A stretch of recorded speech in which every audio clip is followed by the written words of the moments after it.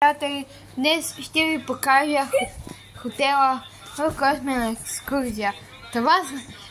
Това са моите приятели. Скоро ще правим пижамено парти. Но за това Кой са с главници? Димо иска да правим бързо с главници. Ето и моите зрители. Това не е показване. Добре. Не. Баня. Все пак Това е банята. Добре. Мога да ви покажа как пише. Няма да се правя, че не съм идвал, че не съм бил тук един ден, че не съм се къпал. То душ го поставих аз сам. Мога да ви покажа пак как пише. Това ще шалар, туалетната. Добре, ще пуснах на Дима водата, иначе ще не се скандал. Това е мивката. Имаме сапун. Ще ви. Ами на мен не ми стата.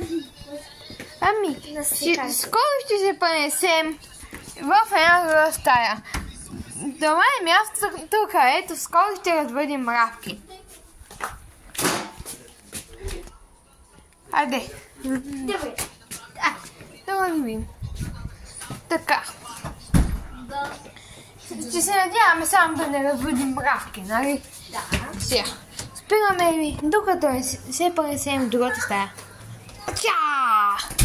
И вече сме тук. Това е стаята Боряна и сестра ми Мария. Която Мария в момента е в другата стая. Където сега бяхме.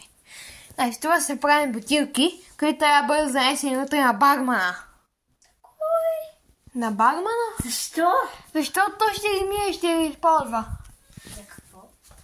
За да ги напълни със същото. Логика. Има. Не знам, обаче най-вероятно ще Това, бъде... които са буклук. Не в кофта буклук. А къде? При бармана, Главата ти. При бармана. Добре. Тук дойде и Мария. Хело! Нашата любима Мария. Така, тук, за разлика от нас, си имат нощно шкафче. Едно, но имат. Те са две. Добре, сега, ние сме трима. Зарядното й. Това е една от нейните лични вещи. Това е за климатика. Който е... Я го чукай.